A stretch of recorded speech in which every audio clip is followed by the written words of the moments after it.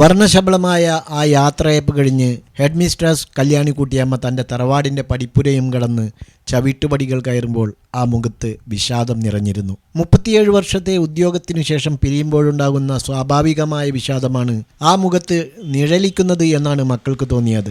നീണ്ട 37 വർഷത്തിനിടയിൽ 1.5 വ്യാഴവട്ടക്കാലം ആ അപ്പർ പ്രൈമറി സ്കൂളിൽ ഹെഡ് മിസ്ട്രസ്, തൻ്റെ തന്നെ കുടുംബസ്വത്തായ ആ സ്കൂളിൽ എല്ലാ അർത്ഥത്തിലും പ്രധാന അധ്യാപികയായി കല്യാണിക്കുട്ടിയമ്മ വിലസിയിരുന്നു. സ്കൂൾ മാനേജറുടെ ഏക മകളുമാണ്. താലമേന്തിയ ബാലികമാർ റോസാപ്പൂതളങ്ങൾ വാരിവിതറിക്കൊണ്ടിരിക്കെ അണിഞ്ഞൊരുങ്ങിയ വനിതകളുടെ പഞ്ചാരിമേളത്തോടെയാണ് റിട്ടയർ ചെയ്യുന്ന ഹെഡ് മിസ്ട്രസിനെ വേദിയിലേക്ക് ആനയിച്ചത്.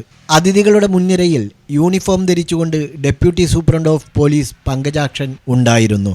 സദസ്സിൽ മിക്കവാറും പേർക്ക് ഒരു അസാധാരണ ദൃശ്യമായിരുന്നു അത്. കല്യാണിക്കുട്ടിയമ്മ ടീച്ചറെ ആനയിക്കുന്നതിന് മുമ്പ് തന്നെ പങ്കജാക്ഷൻ കസേരയിൽ സ്ഥാനം പിടിച്ചിരുന്നു. ആഘോഷത്തോടെ വേദിയിലേക്ക് ആനയിക്കപ്പെട്ട ടീച്ചർ 2 കൈയും കൂപ്പി സദസ്സിനെ തൊഴുതപ്പോൾ ആദ്യം കണ്ണിൽപ്പെട്ടത് യൂണിഫോം ധരിച്ച DYSPയെയാണ്. കല്യാണിക്കുട്ടിയമ്മയുടെ മനസ്സ് പെട്ടെന്ന് പിടഞ്ഞു. പങ്കജാക്ഷൻ തൻ്റെ കസേരയ്ക്ക് മുന്നിൽ തൊഴുകൈയോടെ എഴുന്നേറ്റ് നിൽക്കുകയാണ്.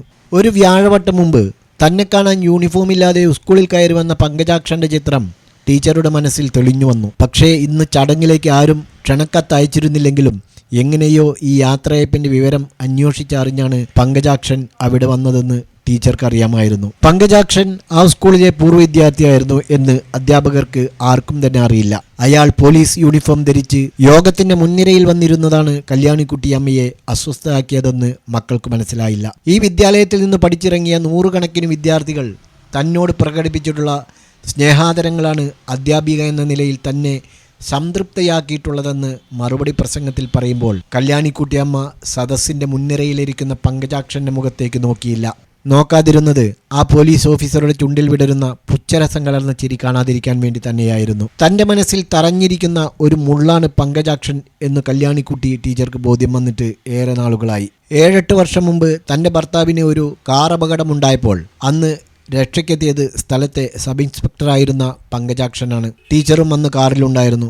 റോഡരികിൽ നിന്ന് ഒരാളെ ഇടിച്ചു വീഴ്ത്തിയ അപകടത്തിൽ ക്ഷുഭിതനായ നാട്ടുകാർ കാർ വളഞ്ഞപ്പോൾ തികച്ചും ആകസ്മികമായി രംഗത്തെത്തി തന്നെയും ഭർത്താവിനെയും രക്ഷിച്ചതും കാര്യമായൊരു കേസുമില്ലാതെ ഭർത്താവിനെ സ്റ്റേഷനിൽ നിന്ന് വിട്ടയച്ചതും സബ് ഇൻസ്പെക്ടർ പങ്കജാക്ഷനായിരുന്നു. ടീച്ചർക്കും ഭർത്താവിനും ഒരു അത്ഭുതമായിരുന്നു അത്. ആ സബ് ഇൻസ്പെക്ടറെ തിരിച്ചറിയാൻ അവർക്ക് കഴിഞ്ഞില്ല. അതിനുശേഷം ഒരു ദിവസം യൂണിഫോമില്ലാതെ ആ സബ് ഇൻസ്പെക്ടർ സ്കൂളിലെ ഹെഡ് മിസ്ട്രസിൻ്റെ മുറിയിൽ കടന്നു വന്നു. അന്ന് SI പങ്കജാക്ഷൻ പറഞ്ഞ കഥയാണ് ഒരു വലിയ മുള്ളായി കല്യാണിക്കുട്ടിയമ്മയുടെ ഹൃദയത്തിൽ തറച്ചു കയറിയത്. 4ാം ക്ലാസ്സിൽ വെച്ച് സ്കൂളിൽ നിന്ന് ടീച്ചർ പുറത്താക്കിയ ഒരു കുട്ടിയായിരുന്നു പങ്കജാക്ഷൻ. കൂട്ടത്തിൽ ഒരു തൊമ്മിയുമുണ്ടായിരുന്നു. 2ഉം തെമ്മാടി കുട്ടികൾ. പുറംപൊക്കിലെ കൂരകളിൽ നിന്ന് വരുന്നവരായിരുന്നു അവർ. പങ്കജാക്ഷൻ പലപ്പോഴും വൈകിയേ ക്ലാസ്സിൽ വരുമായിരുന്നുള്ളൂ. പഠിക്കാനുള്ള പുസ്തകങ്ങൾ ഒന്നും ഉണ്ടാവുകയുമില്ല. എന്തു ചോദിച്ചാലും ധിക്കാരത്തോടെ മാത്രമേ മറുപടി പറയൂ. ആരെയും അനുസരിക്കില്ല. പങ്കജാക്ഷൻ്റെ എന്ത് തമ്മാടിത്തരത്തിനും കൂട്ടുനിൽക്കാൻ തൊമ്മിയും ഉണ്ടായിരുന്നു. പലതവണ ടീച്ചർ തല്ലി. പക്ഷേ പങ്കജാക്ഷനും തൊമ്മിക്കും കൂസലുണ്ടായില്ല.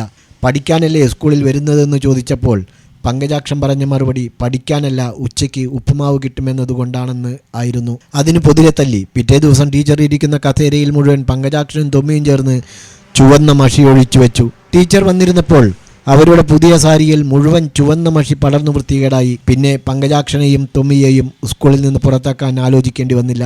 സ്കൂളിൽ നിന്ന് പുറത്താക്കിയ 2 പേരും നാട് വിട്ടുപോയി. പിന്നീടുള്ള കാര്യങ്ങൾ വർഷങ്ങൾ കഴിഞ്ഞ് സബ് ഇൻസ്പെക്ടറായി പങ്കജാക്ഷൻ വന്നപ്പോഴാണ് ഈ ടീച്ചർ അറിയുന്നത്. മുഴുക്കുടിയനായിരുന്നു പങ്കജാക്ഷൻ്റെ അച്ഛൻ. എല്ലാ ദിവസവും വൈകിട്ട് വീട്ടിൽ വന്ന് അമ്മയെയും പങ്കജാക്ഷനെയും തല്ലും. അവൻ്റെ പുസ്തകങ്ങൾ വലിച്ചുകീറി തീയിടും. എന്നും പട്ടിണി തന്നെ. പട്ടിണിക്ക് പൊറുതി കിട്ടുന്നത് സ്കൂളിൽ നിന്ന് ഉച്ചയ്ക്ക് ഉപ്പുമാവ് കിട്ടുമ്പോഴാണ്. പഠിക്കുന്നത് എന്തിനാണെന്ന് പോലും അവന് അറിയാമായിരുന്നില്ല. അതൊന്നും അന്വേഷിക്കാൻ കല്യാണിക്കുട്ടിയമ്മ ഒരുമ്പെട്ടുമില്ല. അതൊന്നും തൻ്റെ ജോലിയല്ലെന്നാണ് ടീച്ചർ കരുതിയത്.